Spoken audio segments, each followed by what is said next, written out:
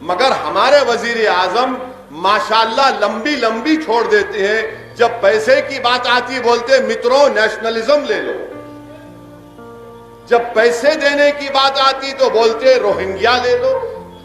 جب پیسے دینے کی بات آتی حیدرآباد کو تو بولتے یہاں پر دہشت گردی ہو رہی ہے, یہاں پر فلاں ہو رہا ہے.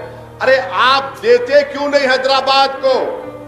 بی جے پی کو یہ بتانا چاہیے کہ حیدرآباد سے بی جے پی کو, سنگھ پریوار کو آخر اتنی نفرت کیوں ہے؟ آپ کرناٹکا اور دیگر ریاستوں کے شہروں کو دے سکتے ہیں, حیدرآباد کو کیوں نہیں دیتے؟ آخر اتنی نفرت کیوں ہے؟ اتنی ناانصافی بی جے پی کیوں کر رہی ہے؟ اس کا جواب بی جے پی کو دینا پڑے گا, کیونکہ یہ بلدیہ الیکشن ہے اور ان کے پاس اس کا جواب دینے کے بارے میں کچھ بھی نہیں ہے. یہاں الیکشن آیا نہیں, لو جہاد پہ قانون بنائیں گے. ارے پیارے, یہ لو کے ساتھ جہاد کہاں جاتا؟ لو از لو. یہ جہاد کہاں سے آ گیا؟ ہاں اگر کوئی یہ بولے نہیں محبت کے لیے میں جہاد کروں گا, میں تیار ہوں, مگر لو جہاد یہ کہاں ہے بھائی صاحب؟ آنے بی جے پی, کرونا ہوا, دنیا میں واحد سیاسی جماعت ہے بی جے پی جس نے کرونا کو کلمہ پڑھا دیا اور کہا اشہدو ان لا الہ الا اللہ و اشہدو ان محمد رسول اللہ. یعنی کرونا کو بھی بی جے پی نے مسلمان بنا دیا. کرونا جہاد. ارے کرونا جہاد تبلیغی جماعت کو بدنام کرنے کی نہیں, کرونا ان لوگوں نے کرونا جہاد کیا. ارے پیارے, بیماری کا کوئی مذہب نہیں ہوتا. یہ کرونا سے سب متاثر ہوئے. اس کرونا سے 1 لاکھ سے زیادہ لوگ انتقال کر گئے. اس کرونا کی وجہ سے 80-90 لاکھ لوگ بیمار پڑے, مگر بی جے پی نے کیا کہنے کرونا جہاد. ارے تبلیغی جماعت کے اوپر نشانہ مار دیے کہ نہیں ان کی وجہ سے پھیل رہا ہے. اب ہوا کیا, ان کی جھوٹ کو اورنگ آباد ہائی کورٹ, ملک کی مختلف ہائی کورٹ نے کہہ دیا کہ ان پر غیر ضروری جھوٹا الزام لگایا گیا تھا. یہ ان کی وجہ سے کرونا نہیں پھیلا, ان کو خامخواہ جیلوں میں رکھا گیا, ان کو مصیبت اور مصائب میں مشکلات میں مبتلا کیا گیا. اب ان کے پاس کچھ نہیں ہے. مگر جب کرونا جہاد کے بارے میں یہ کہہ کر بدنام کیا جا رہا تھا اقلیتوں کو, تو وطن عزیز میں اگر سب سے پہلے کسی نے آواز اٹھائی تو مجلس اتحاد المسلمین نے آواز اٹھا کر کہا کہ تم سراسر جھوٹ بول رہے ہو. میں نے چیف منسٹر تلنگانہ سے کہا تھا مت مانیے اس کو. لا اینڈ آرڈر ریاست کا سبجیکٹ ہے, اسٹیٹ لسٹ میں آتا ہے آئین میں, مگر ہمارے چیف منسٹر نہیں سنے. نہیں کرنا ہے. ارے ملا مت سنو, آپ فیصلہ کرو کب بند کرنا ہے کب کھولنا ہے. انہوں دلی میں بیٹھ کے بول دیا بند کر دو حیدرآباد کو تلنگانہ. ان کو کیا معلوم حیدرآباد میں کیا ہو رہا؟ جو دلی میں بیٹھتا ہے اس کو کیا معلوم ملے پلی میں کیا ہو رہا ہے؟ جو دلی میں بیٹھتا ہے اس کو کیا معلوم رنگا ریڈی ڈسٹرکٹ میں کیا ہو رہا ہے؟ بند کر دیا. آپ ایسا بند کرے کہ پوری معیشت برباد ہو. آپ میری اس بات کو یاد رکھو, 2 سال لگ جائیں گے ہندوستان کی وہ اکنامک پالیسی یا جو بھی ہے معاشی جو حالات تھے, 2 سال تک یہی بربادی رہی. مگر کیا ہے, ان کو نوکریاں چلے گئیں, تنخواہیں دینے کے موقف میں نہیں ہیں, لوگ اپنے دکان سے کاروبار سے نوکریاں نکال رہی ہیں. مگر بی جے پی کو کیا ہے, لو جہاد, کرونا جہاد, یو پی ایس سی جہاد. ارے نوکریاں دو نا. اتنے نوکریوں کی بات نہیں, نوکریاں دیں گے. یہ ان کا مقصد ہے کہ دھیان بٹاؤ, پبلک کا دھیان ہٹا دو. ان کی ناکامیوں کا جب ہم ذکر کرتے ہیں تو ٹی وی پر بیٹھنے والے بڑے تکلیف میں آ جاتے ہیں. اتنا تکلیف میں آ جاتے ہیں کہ ان کو ایسا لگتا ہے کہ اس نے ہمارے بابا کو پاپا کو بھی بول دیا.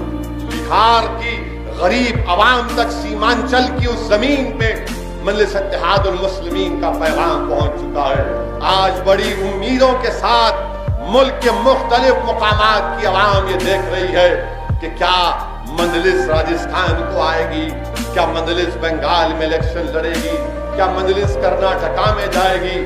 میں انشاءاللہ تعالی اللہ مجھے جب تک زندہ رکھے گا اللہ جب تک میری زندگی وفا کرے گی میں پوری کوشش کرتا رہوں گا، اس لیے کہ یہ محمد غوث اور ان تمام مجلس کے قائدین کی قربانیوں کو ہم رائگاں جانے نہیں دیں گے۔ ہماری شروعات ہمبل بگننگ سے ہوئی، صحیح ہے بات، لوگ آتے نہیں تھے، کم لوگ تھے، پولیس کے ظلم کا شکار ہونا پڑتا تھا، فسادات میں ہم نے اپنے پرچم کو مضبوط کیا، فسادات میں نقصانات کو ہم نے برداشت کیا، مگر میرے عزیز دوستوں اور بزرگوں، جو مجلس اتحاد المسلمین پر فرقہ پرستی کا الزام لگاتے ہیں، میں تم سے پوچھ رہا ہوں کہ تم کو شرم آنی چاہیے اس طرح کی بات مجلس کے تعلق سے کرتے ہوئے۔ بتاؤ، تلنگانہ بن کر 6 سال ہوئے، کیا شہر حیدرآباد میں کوئی فساد ہوا؟ الحمدللہ کوئی فساد نہیں ہوا۔ ہاں چٹ پٹ واقعات ہوتے ہیں، وہ پولیس کا کبھی واقعات ہوتے تھے تو ہم نے پولیس کو بھی کہا کہ آپ اپنا کام کریے، ہم تعاون کرنے تیار، پورے شہر میں امن کو برقرار رکھا۔ اس میں مجلس کا رول نہیں ہے۔ مجلس اتحاد المسلمین نے کبھی ہندوؤں کے خلاف کوئی بات نہیں کہی، بلکہ دارالسلام میں جب ہم بیٹھتے ہیں، میں پوچھنا چاہتا ہوں کیا بی جے پی کا دفتر کھلا رہتا ہے سال کے 12 مہینے؟ کیا ٹی آر ایس کے دفتر میں کوئی جا کر بیٹھتا ہے؟ ہاں موسم الیکشن آ گیا تو ایسا لگتا ہے کہ بہار آ گئی کانگریس کے، ٹی آر ایس کے، بی جے پی کے دفتروں میں، اور جیسا یہ الیکشن کا موسم 10 دن کے بعد ختم ہو جاتا تو ایسا لگتا کہ کوئی ویران کھنڈیر بنا ہوا ہے۔ مگر ایک پارٹی کا سیاسی دفتر الحمدللہ جو ہمیشہ آباد ہے اور آباد رہے گا سال کے 12 مہینے اور صبح قیامت تک آباد رہے گا، وہ مجلس اتحاد المسلمین کا دفتر دارالسلام ہے۔ یہ کام ہے مجلس اتحاد المسلمین کا۔ آپ فرقہ پرستی، ارے دارالسلام میں ہر کوئی آتا ہے، ہر کوئی آ کر کام لیتا ہے، کسی سے پوچھا نہیں جاتا کہ تمہارا نام کیا ہے۔ اگر کوئی کہتا ہے کہ راج موہن ہے تو ہم کہتے ہیں بولو راج موہن تمہارا کیا کام ہے۔ اگر کوئی کہتا ہے کہ میرا نام سوامی یادو ہے تو ہم اس سے کہتے ہیں کہ بتاؤ یادو صاحب آپ کا کیا کام ہے۔ اگر کوئی کہتا ہے کہ میں روی ہوں، دلت ہوں، مادیکا ہوں تو ہم بولتے بتاؤ تمہارا کیا کام ہے۔ کوشش کرتے ہیں، کام ہونا نہیں ہونا وہ اللہ کے ہاتھ میں ہے۔ اسی لیے مجلس اتحاد المسلمین سے بڑی نفرت ہے، مجلس سے بغض ہے کہ یہ ہمیشہ عوام کے درمیان میں رہتی ہیں۔ اللہ کی کیا مرضی تھی اللہ جانتا ہے۔ کورونا ہوا، لاک ڈاؤن ہوا تو غریبوں میں جا کر اگر کسی نے راشن بانٹا تو میں ذمہ داری کے ساتھ کہہ رہا ہوں کہ ظفر نے بہت کام کیا تھا، غریبوں میں راشن کو بانٹا، کٹ لے جا کر دیے۔ یہ کام بھی تو مجلس نے کیا، اکبر الدین اویسی نے کیا، احمد بلالہ نے کیا، جماعت کے ذمہ داروں نے کیا، ماجد حسین نے کیا، ہمارے جعفر ایم ایل اے صاحب نے کیا۔